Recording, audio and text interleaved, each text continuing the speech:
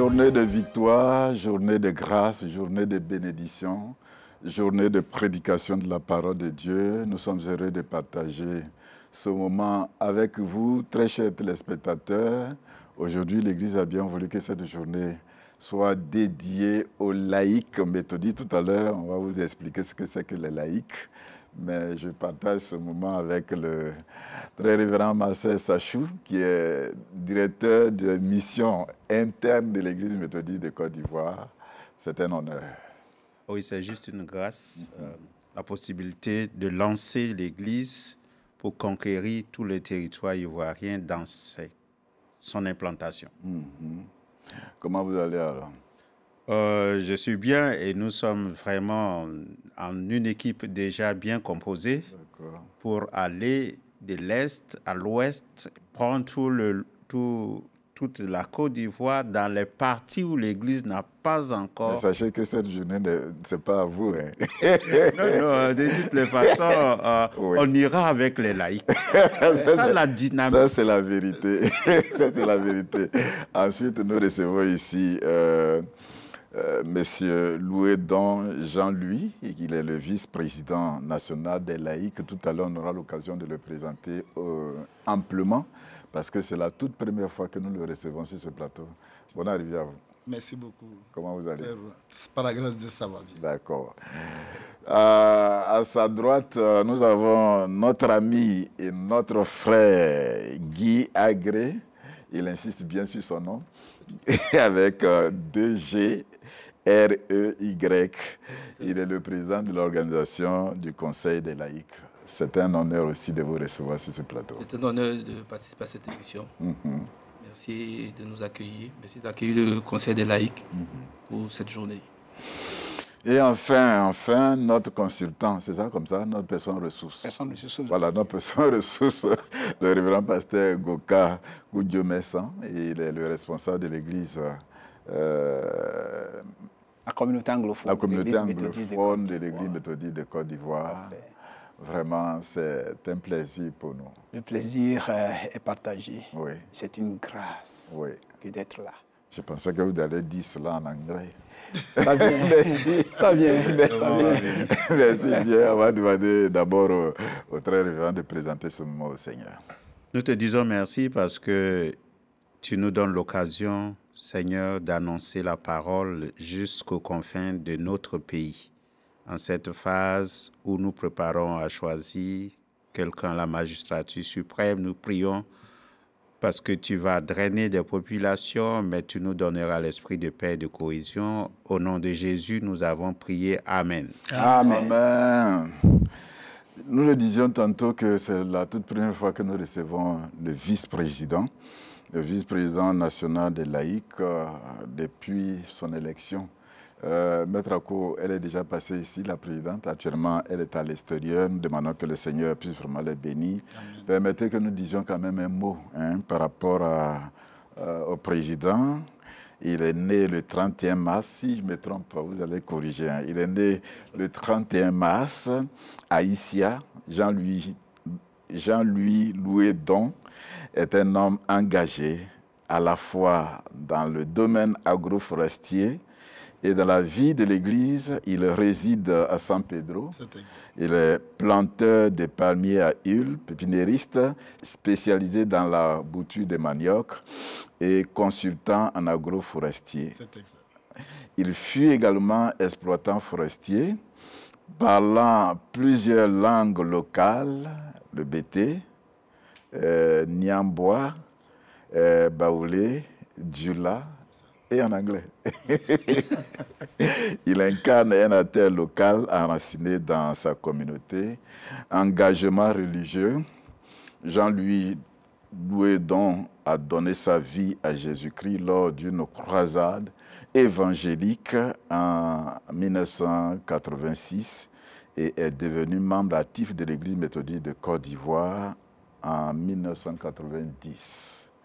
Depuis lors, il a assumé de nombreuses responsabilités au sein de l'Église, membre puis dirigeant de la jeunesse, moniteur de l'école du dimanche, secrétaire de conseil, conseiller principal. À cette époque, c'était conseiller principal. C'est ça. Conseiller principal, prédicateur et plus récemment, président des laïcs du district ordinaire de San Pedro depuis 2016. Fondateur de l'église méthodiste de Kirarugué. Voilà, Kirarugué, c'est dans le département d'Issia, dans la sous-préfecture du Beaudieu. Ah, d'accord. À Daloa. À Issia. À Issia. D'accord. Il est également connu pour son engagement dans plusieurs structures chrétiennes telles que les Gédéons, le Full Gospel, Campus pour Christ et la cellule Amis de San Pedro. C'est ça. Louis Don Jean incarne un serviteur dévoué alliant foi active, leadership ecclésiastique et initiative de développement rural au service de Dieu et de sa communauté. En tout cas, c'est cela. C'est un honneur. Voilà, merci bien. Moi aussi, c'était un honneur pour nous de vous recevoir sur ce plateau. Merci beaucoup. Comme nous le disions tantôt, l'Église a bien voulu que cette journée elle soit dédiée aux laïcs. Et c'est important. Le très révérend Marcel Sachou l'a dit tout à l'heure, c'est une équipe. L'équipe pasteur et les laïcs. On peut comprendre cela un peu, le laïc. C'est ça, un laïc, c'est donc quelqu'un qui est différent du pasteur, qui est appelé et consacré. Il est dans le clergé. D'accord. La notion de laïc fait allusion à son étymologie, c'est du grec laos, du peuple. La Bible parle du peuple dans Ecclésiaste, mais lorsqu'on avance, on voit que dans l'histoire, il y a donc, depuis la réforme protestante, il y a donc jusqu'à ce qu'on arrive à la division de deux institutions, l'Église et l'État. Il y a eu donc cette séparation qui a permis de voir les laïcs et le clergé. Donc, l'Église étant différente de l'État, bien sûr. Mais quand on continue la Bible, on va parler du sacerdoce universel. C'est là où laïcs et pasteurs, chacun ayant son expertise, son don, vont se mettre ensemble avec un seul dénominateur. Jésus les a appelés pour aller en mission. Et en mission, on va ensemble. Donc, laïcs et pasteurs ensemble. Pour la Très bien. Merci bien, très révérend. Je voudrais qu'on puisse garder certainement un moment de silence pour 1 minute. Vous savez que Dieu a rappelé son serviteur, le professeur Louis Abois, qui était le président national des laïcs, hein, mais il est devenu honoraire avant que Dieu ne le rappelle. On va garder un moment de silence pour 1 minute.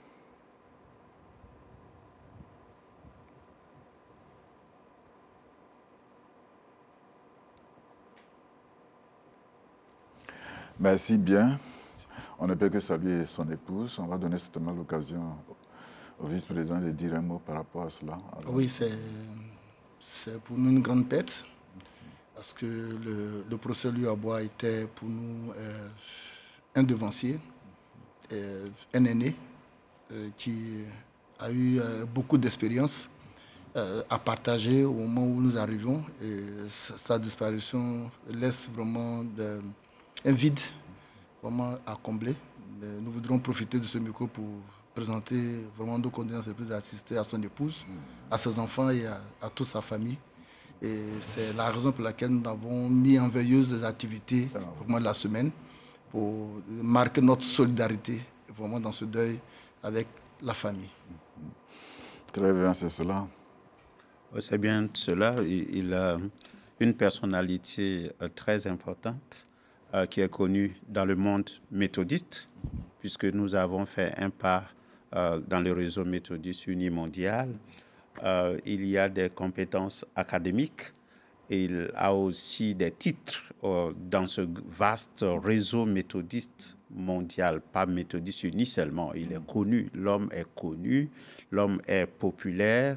Il a marqué avec le pool d'expertise toutes les réunions de notre Église. Il a laissé des chantiers que le nouveau bureau avec son pool d'expertise pourra prendre C'est une relève à assurer et je pense comme il a travaillé avec Maître Ako, c'est des choses qui seront faciles à faire.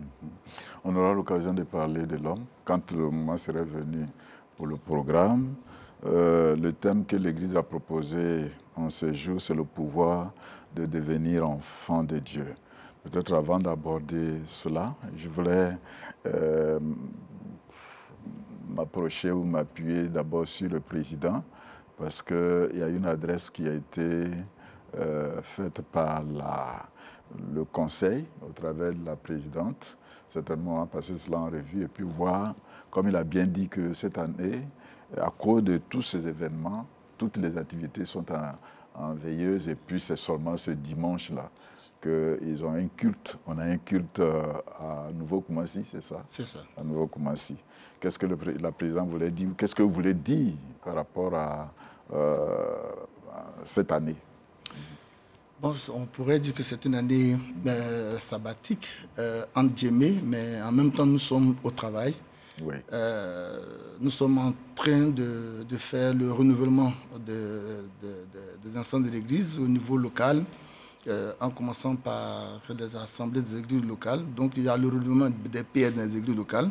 Et c'est encore en cours, ce n'est pas encore fini. Ensuite, il faut passer au renouvellement des structures, des circuits, ensuite des districts. Et donc, la conférence a donné jusqu'au 30 novembre pour pouvoir finir avec le renouvellement des institutions. Et donc, sur cette base, pour le moment, on a un cocktail d'anciens et de nouveaux PL, et donc avec qui nous allons à cette journée. C'est ça. Et donc, du coup, on ne peut pas vraiment organiser, nous avons voulu organiser un panel vraiment sur le laïcat, vraiment pour permettre à tous nos responsables vraiment de converger dans la même direction, d'être au même niveau de compréhension du mot laïque, ou de laïcat, comme l'a expliqué tout à l'heure le très révérend, voilà, pour que nous puissions repartir mais de plus belle. Parce que nous avons de grands chantiers. Après les états généraux, il faut permettre vraiment à tous les laïcs d'être aux côtés des bergers pour donner un souffle nouveau vraiment à notre Église. Mais après les états généraux, certainement, on va à une conférence pour valider. Absolument, absolument. Après les états généraux, on ira à une conférence pour valider. Et donc après, ça va nous servir de boussole vraiment pour le travail qu'il aura à faire pour la mandature du bishop. Vous inscrivez dans la vision du bishop? Hein? Absolument, absolument, à 100%. D'accord, d'accord. C'est cela. Et donc, qu'est-ce que vous avez encore à dire?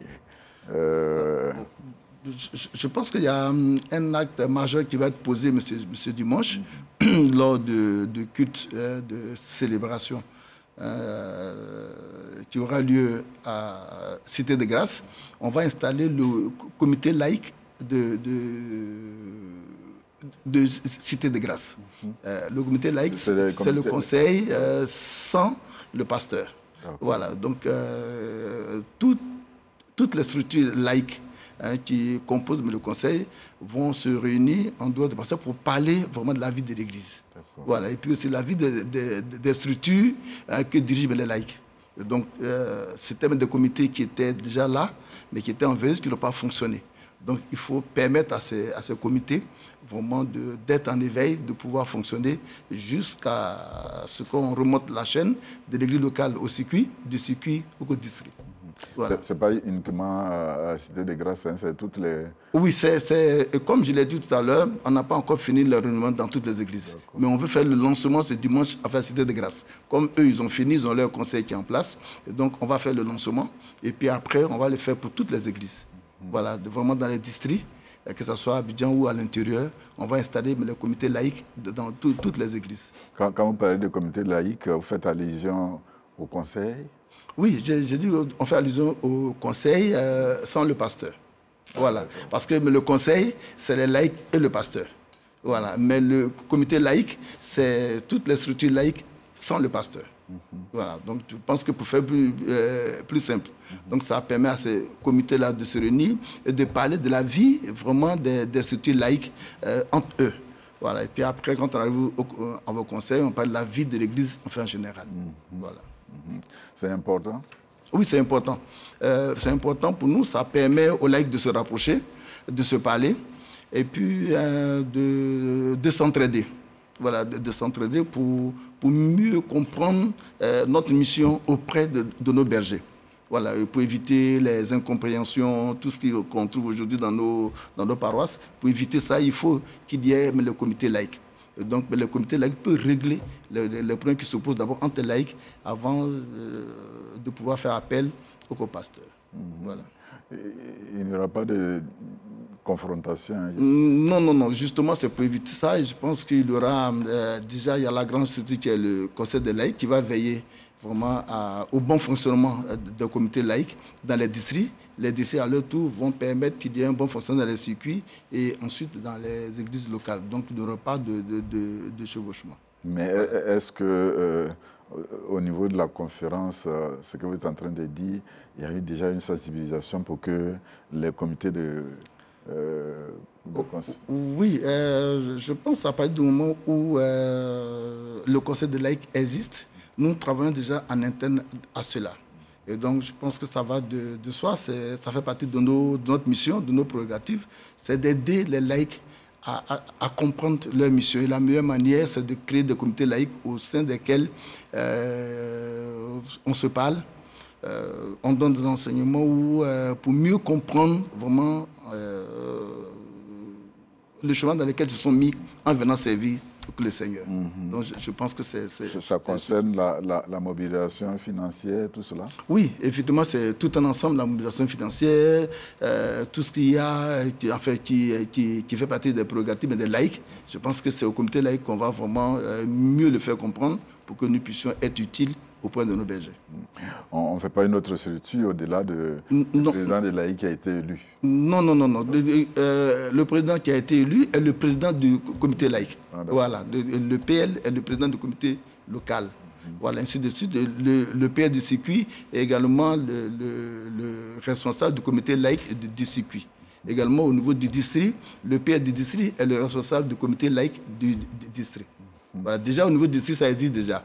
On a déjà un conseil des laïcs qui est dirigé par le PL. Et puis après, quand on va au synode, bon, c'est avec tout le monde qu'on fait le synode. À l'image du conseil des laïcs du district. Voilà, du district. Ah, d'accord. Voilà. OK. D'accord. Cette journée spécifiquement, l'organisation? Parce qu'on est déjà dimanche. Hein. Oui, on est déjà dimanche. Oui. Nous sommes là pour attendre le peuple de Dieu, à Cité des Grâces Koumassi, pour que le culte puisse se dérouler dans de très bonnes conditions. Nous allons commencer les différents accueils à partir de... Bon, disons déjà, ces choses faites, hein, nous allons faire les accueils à partir de 8h.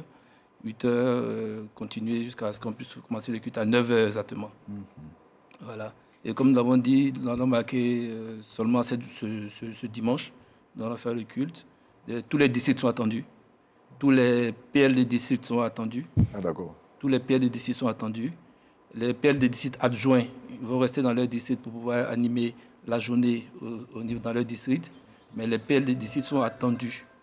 Et aussi, tous les présidents de structures, de conseils sont attendus. Donc voilà un peu ce que nous attendons. Nous attendons le peuple de Dieu.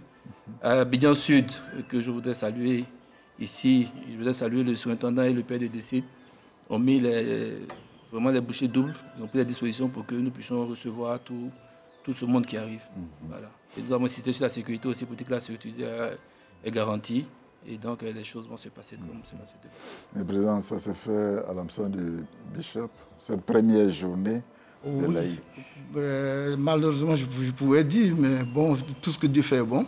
Le bishop est absent, je pense aussi pour la gloire de Dieu. Donc le bishop sera représenté par le secrétaire général qui sera là vraiment pour nous accompagner, pour nous accorder la bénédiction que le bishop aurait pu nous donner ce jour-là. On va d'abord écouter un cantique à la gloire de Dieu et puis on continuera avec le président. D'accord.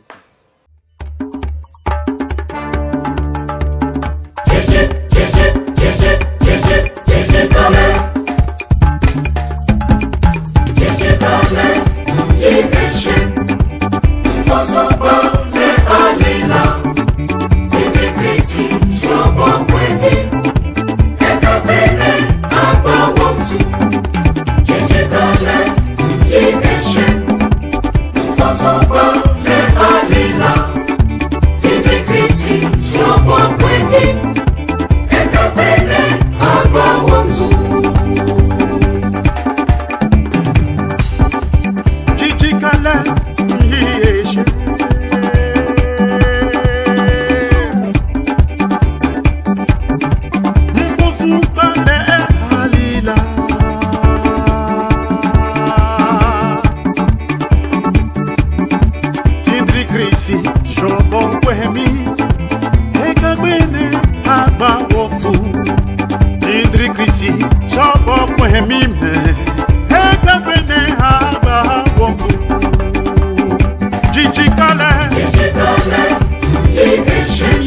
Nieshe Fosokole Alila Tindri Krisi Chopo Kweni Mlo Ekapele Agba Womsu Kijikalelo Kijikale Nieshe Fosokole Alila Tindri Krisi Chopo Kweni Ekapele Agba Womsu Kijikale Myi Ekrisi Kagbene Agba Womsu Amlele Kijikale Mnyilo Tindri Kagbene Agba Womsu Godo Myi Emlini Hekagbene Agba Womsu Hekagbene Krisi Kagbene Ekobe Kagbene Hekagbene Agba Womsu Tindrina Tindri Krisi Chopo Kweni Ekapele Agba Womsu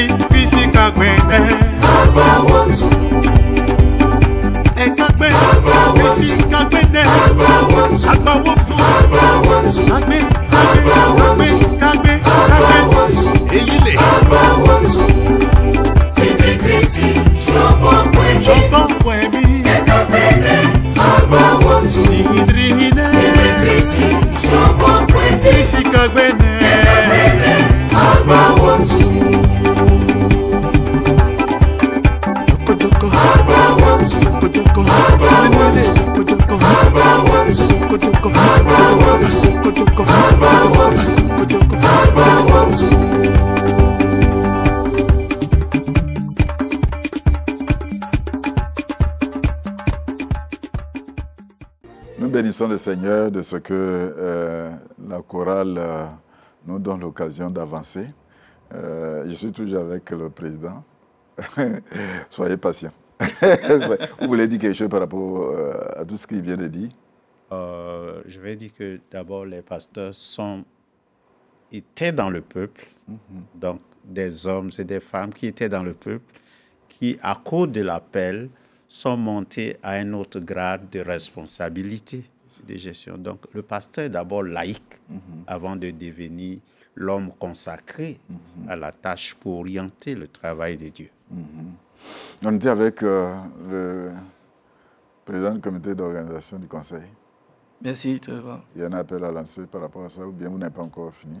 L'appel à lancer, c'est de dire que nous attendons ceux qui sont encore en retard pour que nous puissions vraiment... Il ne reste plus assez de temps. Oui, mais bon, nous attendons quand même, parce que tout le monde est attendu, il faut que tout le monde soit là. Faut que tout le monde soit là. Nous insistons aussi vraiment sur la sécurité que nous avons mise en place, pour ne pas que ceux qui sont derrière puissent se dire, bon, il n'y a plus de place, on ne va pas venir. Cité de grâce de Koumassi est un temple assez grand, nous avons de la place pour accueillir ceux qui viennent. Président, actuellement, on ne peut pas déballer tout le programme du conseil. Hein. Il y a des éléments déjà qu'on peut mettre l'accent là-dessus. Oui, aujourd'hui nous sommes à la phase de renouvellement des structures, que ce soit les structures de la conférence comme des églises locales. Donc nous attendons Nous allons, après le renouvellement, organiser un panel sur le laïcat. Et nous serons vraiment très heureux d'accueillir le très révérend Sachou, qui est un sachant, sur le laïcat. Et tu penses qu'il va vraiment nous instruire pour que nous puissions avoir une nette compréhension vraiment de notre appel en tant que laïc et exercer vraiment notre ministère auprès des bergers, vraiment dans la paix, dans la convivialité, vraiment dans la fraternité et surtout dans l'amour en fait du Seigneur. Après le panel? Oui, après le panel, nous allons faire un tour pour faire l'état des lieux et des districts. Nous allons vraiment faire une tournée vraiment dans tous les 27 districts, rencontrer vraiment les laïcs, parler avec eux, échanger avec eux, voir quels sont les problèmes auxquels ils sont rencontrés, en fait, qu'ils rencontrent dans les districts missionnaires ou dans les districts ordinaires. Et puis, à partir de là, essayer de dégager de grands axes sur lesquels nous allons travailler ensemble avec eux, vraiment pour accompagner nos bergers dans cette grande mission qui est la leur. C'est vraiment immense, hein? Un travail colossal. Oui, c'est énormément de travail. Nous comptons sur vos prières, nous comptons sur votre accompagnement, nous comptons sur vos enseignements pour nous aider vraiment à accomplir cette mission parce que nous savons que nous sommes dans une nouvelle dynamique, ce pour lequel nous allons aux États généraux.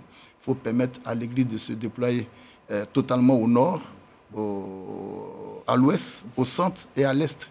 Voilà, nous avons une forte concentration de l'Église au sud, avec nos écoles, avec nos hôpitaux, avec tout ce que nous avons dans notre université. Il faut maintenant que nous puissions nous déployer. Nous voulons compter sur les laïcs. Pour qu'on compte sur les laïcs, il faut les rencontrer, il faut les mobiliser, il faut les sensibiliser. Je pense que c'est ce travail-là que nous allons faire après les États généraux. Très bien, Sachou, vous appuyez sur eux?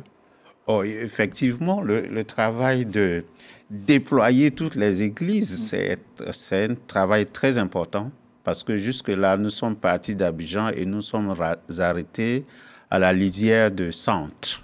Il nous faut maintenant aller à l'est, à l'ouest, au nord, faire beaucoup d'implantations, dupliquer nos centres humanitaires comme la santé, comme l'éducation, comme les forages que nous devons mettre en place avec les châteaux d'eau. Une église, ça donne le développement. Ça doit assurer l'éducation des bases, l'alphabétisation, la publication de la Bible dans les langues. Et en tant que missionnaire, le pasteur Dr Bichéret est là pour ça. Nous irons ensemble avec le docteur Rafi. C'est toute la mission qui sera déployée. Président, il va falloir compter avec les médias. Absolument. Parce qu'avec les médias, vous allez très rapidement. Et puis, un grand nombre. Oui. Donc, il faille qu'il y ait vraiment un développement au niveau des médias. Oui, on ne peut plus aujourd'hui travailler sans les médias. Nous sommes à l'heure de la communication. Par la grâce de Dieu, nous avons aujourd'hui les médias qui sont mis à la disposition vraiment de tout le peuple de Dieu, vraiment pour permettre que l'évangile soit accessible à tous. C'est vrai qu'au niveau de la radio, il y a un travail encore à faire parce qu'il y a encore des districts qui ne sont pas encore connectés à notre radio. Mais par contre, la télévision aujourd'hui, elle émet partout, à partir du canal 320, celui qui se trouve à Blorequin, celui qui se trouve à Danané, celui qui se trouve à Bouna, ou qui se trouve à Ferké, peut suivre aujourd'hui le très révérend Sachou en train de parler de Jésus. Et ça, je veux dire, c'est une grâce. Et donc, il faut peut-être aller plus en profondeur avec la radio pour qu'elle arrive dans tous ces confins-là, pour qu'avec les médias, l'Église méthodiste soit présente partout avec Jésus-Christ. Cela nécessite assez de moyens. Ah oui, absolument. Absolument. C'est pour ça qu'il nous faut sensibiliser les laïcs pour que vraiment nous puissions trouver les moyens qu'il faut vraiment pour accompagner l'Église vraiment dans l'acquisition de matériel roulant, de matériel sonorifique, etc., vraiment pour permettre qu'il y ait une bonne évangélisation. C'est le lieu même de lancer l'appel parce que c'est notre domaine, donc je suis très heureux que vous en parliez.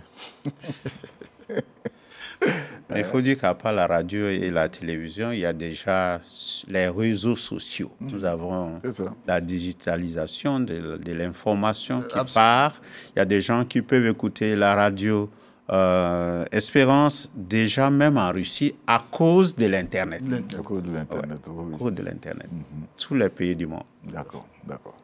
Il est en train de me regarder. C'est important qu'on dise un mot. Anglophone. Ah, d'accord. Okay, today, this Sunday is dedicated to Laity. And as the very Reverend Charles Sashu said, Laity is from the Greek word laos. And then from there, we move to the universal priesthood, whereby the laity and the clergy together join in priestly achievements. And then we also had to get into a mini silence in remembrance of the former lay leader, Professor Abua, who passed away, and we need to do that because he's a very great man in the United Methodist networking, and he's also a great academic. Then the vice chair of the laity movement talked about the renewal of the church laity organization from conference to the local church through the district and the circuits. So the laity is 100% in line with the bishop in terms of mission. And the lay committee will be launched and they will be established. And launching from Cité de Grâce, from Kumasi, because God is in the laity. And then the committee, the organizing committee is set, already set and ready to do all this. And the aim of all this is to avoid misunderstandings between laity and clergy, and also to mobilize the financial resources and also materialistic achievements. That's the aim of the Laity Day. Thank you. Président, c'est important aujourd'hui parce que l'anglais, c'est incontournable. Absolument. Et puis, si vous voulez travailler, vous avez besoin de parler en anglais. Merci au révérend Vincent qui nous aide. L'Église a bien fait de vous choisir pour être vraiment le responsable à ce niveau. Merci très bien. Beaucoup de travail à faire, beaucoup de boulot à faire. Ouais. Président, avant de venir certainement au thème du jour, si on vous demandait pour ce premier temps, je ne sais pas combien de jours ça vous fait, quelle est votre impression déjà de mandature, si on peut le dire de cette façon? Oh, oui, si on prend à la date du 15 mars jusqu'à ce jour, je pourrais dire qu'on a 6 mois déjà. Ça file. On a déjà 6 mois, le temps passe vite. Oui. L'année court déjà à sa fin, mais c'est un temps d'observation. Mais en même temps, je veux dire que le travail a déjà commencé. Et il y a du travail. Il y a du travail. Quand on est loin, on n'appréhende pas cette masse de travail qui est au niveau de la conférence, au niveau de toute l'Église. Mais quand on arrive à ce niveau de responsabilité, on se rend compte qu'il y a du travail. Et le besoin est énorme. Et donc, du coup, vous avez envie de vous arracher les cheveux, parce que là, vous ne dormez pas, vous réfléchissez à un point fini, vous priez, et vous demandez au Seigneur de vous donner les moyens vraiment de pouvoir accompagner le clergé, parce qu'il y a du travail à faire. Il y a du travail à faire. Et donc, nous sommes en train de prier. Je pense que les États généraux vont nous aider à trouver les solutions, mais je pense que c'est un travail de long chemin. Et donc, je pense que nous sommes pressés, mais nous allons aller tout doucement avec la grâce de Dieu pour y arriver. Il faut lancer l'appel à tous les laïcs. Ce n'est pas tous qui comprennent. Vous avez dit, quand vous êtes loin, vous ne sentez pas, vous ne voyez pas. Mais dès l'instant que vous entrez, vous comprenez que vraiment c'est immense. C'est immense. Ah oui, je pense que le moment peut-être viendra avec la présidente où on va s'adresser à tous les laïcs. C'est pour ça que nous voulons avoir un corps à corps avec les laïcs en allant au contact des districts. Des districts pour leur expliquer, parce que j'ai la grâce de sortir de l'intérieur pour être aujourd'hui au bureau exécutif de la conférence. L'expérience que j'ai eue du terrain me donne juste de comprendre qu'il faut aller surtout au contact des serviteurs qui sont très loin, qui sont loin mais des réalités d'Abidjan, pour pouvoir les encourager, mais en même temps pour mobiliser les moyens, pour que ceux qui sont à Abidjan vraiment comprennent que c'est vrai qu'aujourd'hui on a des grands temples à Abidjan, mais des gens ont besoin de préaux pour prier. Ils ont besoin de préaux, ils ont besoin de mégaphones, ils ont besoin vraiment du strict minimum pour permettre que l'évangile avance. Et je pense que nous allons nous organiser pour que, au-delà des grands chantiers que nous avons, avec la rénovation des bureaux de la conférence, avec la construction des presbytères ou des grands temples, mais que nous puissions nous déployer à l'intérieur. Je pense que le bishop a cette vision, que l'Église se déploie sur une année ou sur 2 ans, sur toutes nos zones, mais avec les laïcs. Et cela nécessite les moyens. Et donc, demandons aux laïcs déjà de se préparer à ça, vraiment de se mobiliser, de mettre les moyens à la disposition vraiment de l'Église pour que nous puissions vraiment travailler. Je pense que les laïcs vont le comprendre parce que c'est notre rôle. C'est nous qui devons faire la recherche des financements, des moyens qu'il faut pour que vraiment nos bergers soient à l'aise vraiment dans le travail. Et même leurs conditions de vie soient améliorées. Je pense qu'on est conscient de cela. On réalise qu'il y a vraiment du travail. Il y a du travail, mais pour que nos bergers travaillent, il leur faut mettre les moyens. Et ceux qui doivent chercher les moyens, c'est nous, les laïcs. C'est cela. Bon, donner l'information pour ceux qui veulent venir à la conférence. Compte tenu de la restauration, il y a une partie du bureau qui se trouve au Jubilé, à Cocody. Oui, je pense que le CFA est resté au plateau. Le reste, depuis le bishop jusqu'aux autres structures, sont tous vraiment au Jubilé de Cocody, en attendant vraiment la rénovation des travaux qui, certainement, avec l'opérateur, est prévu pour fin novembre. Donc, je pense que jusqu'à fin novembre, on aura fini avec la première phase de rénovation des bureaux. Et donc, on va revenir au plateau en attendant de pouvoir lancer l'appel aux laïcs pour la construction d'un nouveau bâtiment. Qui fera face à la lagune pour que toutes les structures vraiment de l'église aient des bureaux. Oui, voilà, je pense qu'il y a même le très révérend Sachou ce matin qui me disait qu'il n'a pas de bureau. Oui. Et donc, je pense qu'avec la PL, quand elle va revenir, on va lancer l'appel. On demandera à 100 laïcs vraiment de nous donner 1 million. On demandera à 100 laïcs de nous donner 500 000 pour qu'avec cette mobilisation financière, nous puissions construire nos nouveaux bâtiments qui va vraiment abriter toutes les structures pour que tout le monde soit à l'aise pour pouvoir travailler. Parce qu'on a beaucoup de structures laïques qui n'ont pas de bureau. On a aussi beaucoup de structures dirigées par des pasteurs qui n'ont pas de bureau. Et quand c'est comme ça, on n'est pas efficace. Oui. Et donc, nous lançons l'appel vraiment aux laïcs pour qu'on se prépare à vraiment donner pour que nous puissions bâtir vraiment un nouvel édifice vraiment qui va servir de bureau à la conférence. Mais pour cette restauration, il y a des frères qui ont fait des promesses. Il faut oui, absolument. Nous sommes déjà lancés. Je pense que lors de culte à la conférence, le bishop a lancé l'appel. Les laïcs vont suivre.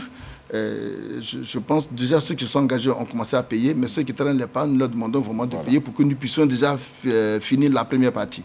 Et donc ensuite, la deuxième partie, on va encore lancer l'appel pour que les laïcs continuent, des pasteurs laïcs, parce que bon, il y a des pasteurs qui peuvent.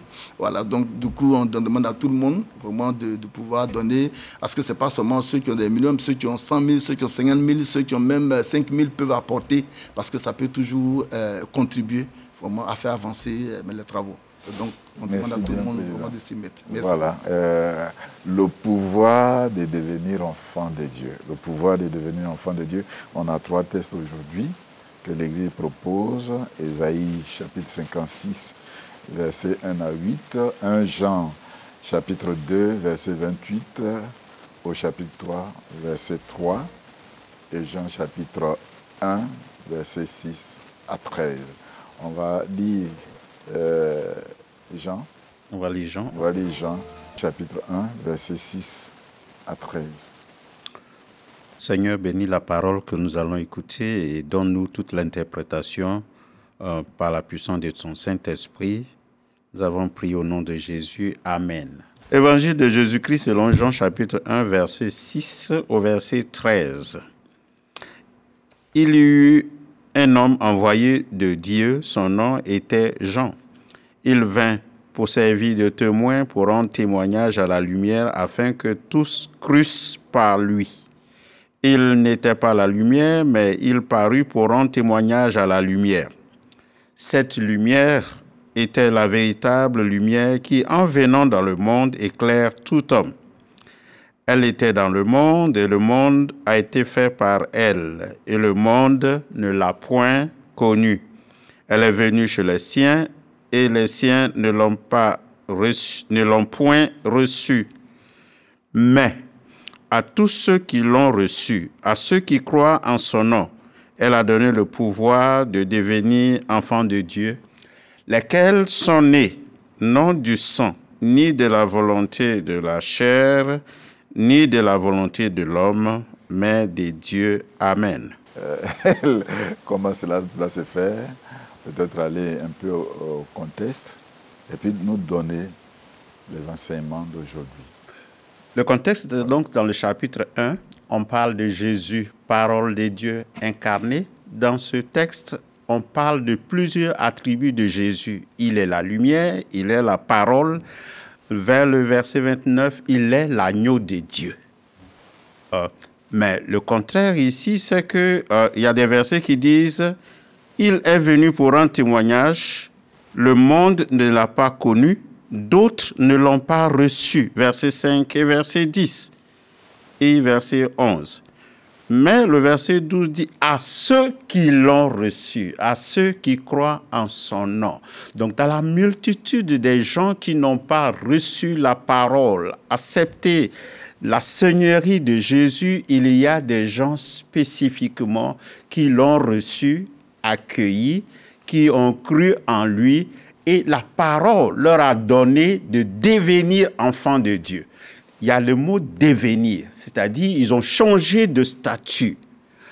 Dans le mot « devenir », ils ne sont pas nés seulement comme des enfants biologiques. Ils sont nés par la puissance du Saint-Esprit transformés pour une œuvre excellence, proclamer Jésus jusqu'aux confins de la terre. Et le pouvoir a été reçu, c'est un privilège. C'est-à-dire ils ont reçu un honneur, un nom plus grand, d'être témoins de Jésus jusqu'aux extrémités. Et c'est là ce qui nous intéresse dans ce texte ici. Jésus vient et son nom règne dans tous les cieux, dans toute la terre. Et notre thème de cette année, c'est évangéliser en tout temps. Et en tout lieu. Et en tout lieu. Donc, ils ont acquis, toi et moi, qui avons cru en Jésus, nous sommes devenus des disciples qui doivent annoncer. On ne peut donc pas être disciple de Jésus et en même temps être disciple du diable. On doit être un fidèle qui s'accoutume à l'Église, à ses œuvres. Hébreux chapitre 10 dit, « Ne faites pas comme ceux qui ont l'habitude d'abandonner. » Ils doivent être des chrétiens engagés à côté du pasteur, prêts à faire avancer l'Évangile à l'Est, à l'Ouest, au centre, au Nord. Et c'est notre responsabilité avec l'avènement du bishop Moody aujourd'hui et tous les laïcs. Donc ce texte nous interpelle. Il y a d'abord une transformation, une repentance, un changement de mentalité, une disposition bien donnée pour que nous puissions aller apporter notre expertise, apporter nos moyens financiers, logistiques pour que l'évangile avance. Nous avons reçu un pouvoir, pas pour écraser les autres, non.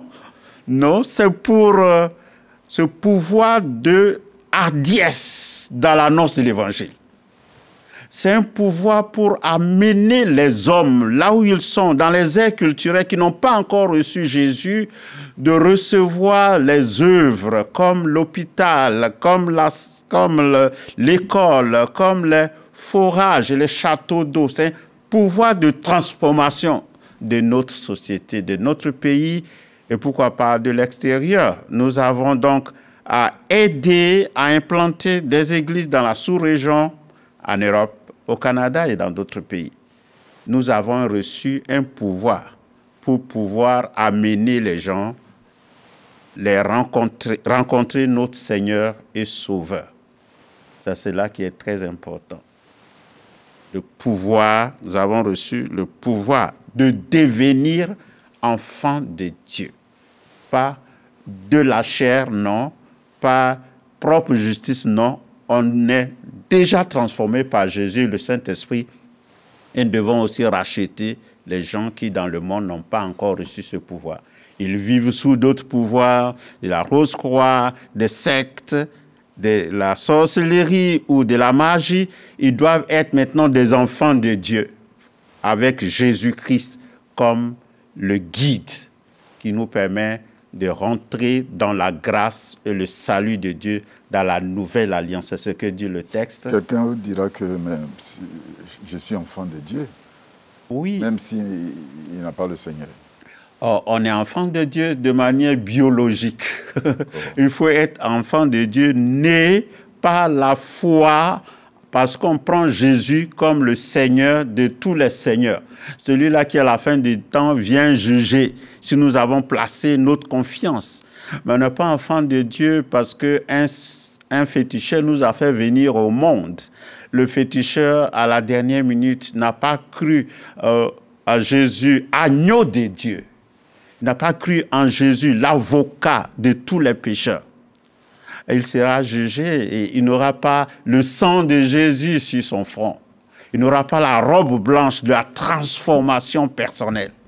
Donc c'est cela. C'est seulement quand on est un enfant de Dieu qu'on va bénéficier. Quand on reçoit Jésus, quand on croit en son nom, quand on marche selon les principes du royaume, qu'on est enfant de Dieu. Ils sont nombreux, ils sont religieux, ils sont dans les communautés. Oui, on peut même naître dans une famille chrétienne, mais le texte dit, et moi j'aime ce texte, il dit devenir enfant de Dieu. On ne naît pas chrétien, mais on devient chrétien par la naissance, la nouvelle naissance. Parce qu'on s'est repenti, parce qu'on sait que c'est seul Jésus sous le ciel par lequel nous pouvons être sauvés. Actes chapitre 4, verset 12. C'est extrêmement important. Il regarde ma communauté au village là-bas, les parents qui sont à l'église et qui sont habitués, tous les dimanches ils sont à l'église, et puis tu vas me leur dire que vous n'êtes pas enfant de Dieu. Non, effectivement, il faut dire qu'il y a une période missionnaire qui est passée. Les missionnaires n'ont pas eu assez de temps, et donc le travail des disciples là. Le problème, ce n'est pas d'avoir une foule dans nos églises du village et de la ville, mais il faut amener les gens à être disciples. C'est-à-dire quoi? Quelqu'un qui marche sur les pas de Jésus, il apprend avant de devenir apôtre. Apôtre, c'est-à-dire il est passé par une transformation progressive jusqu'à l'arrivée au titre de leader. Il peut maintenant aller dans le monde pour être témoin de Jésus-Christ. Donc, le disciple-là nous a manqué. Même aujourd'hui, notre grande responsabilité à l'intérieur, dans toute l'Église, c'est faire en sorte que le disciple-là, qui est une matière très importante, de base, dans le cheminement de chrétiens, soit annoncé et enseigné proprement. On fait le catéchisme méthodiste, mais pour combien de temps? Juste pour le baptême, et puis après, c'est fini. Or, le disciple-là, c'est quelque chose qu'on le fait à vie. On est disciple à vie, on n'a pas fini d'apprendre. Et cette partie-là nous manque. Tous ceux qui nous regardent, et avec moi, si on n'est pas enfant de Dieu, on ne va pas aller au ciel. Et non,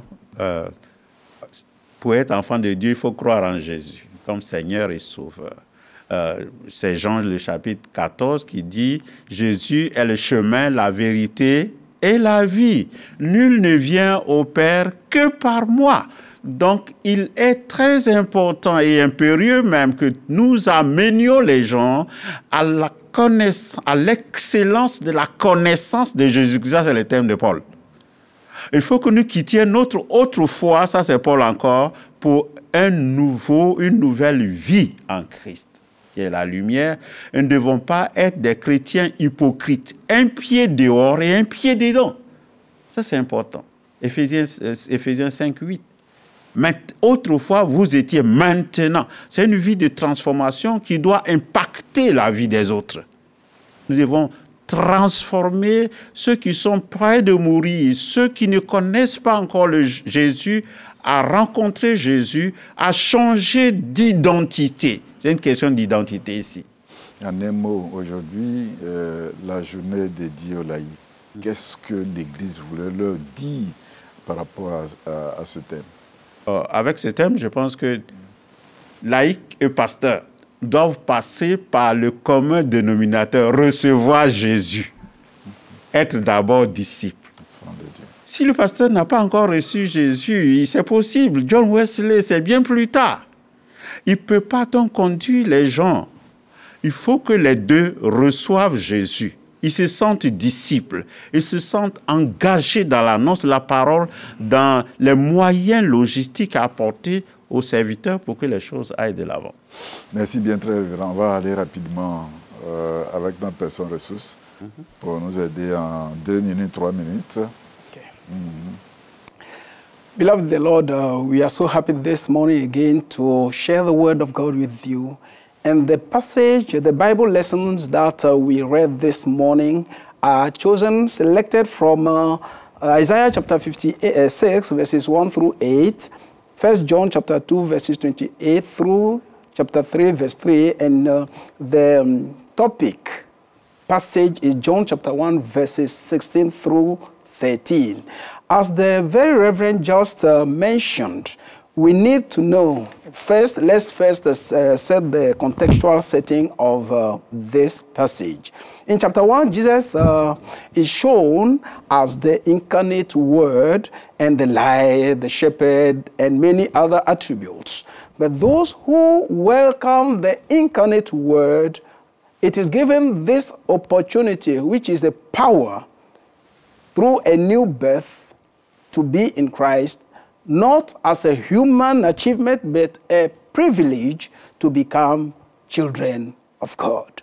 So it is a new name that we acquire from Jesus, because we have gone through this power to become disciples, to witness on behalf of Jesus. One cannot be disciple of Jesus and be disciple of the demon, or let's say of Satan as well. So the transforming power through which we become children of God, that is the power to not to oppress others, but it is to save through our good days, the hospital, schools, the water taps, etc., etc. So God is beyond Côte d'Ivoire. So we need to go even to Canada, to the US, and any other country around the world. So the power to become a child of God is a divine gift through faith in Jesus.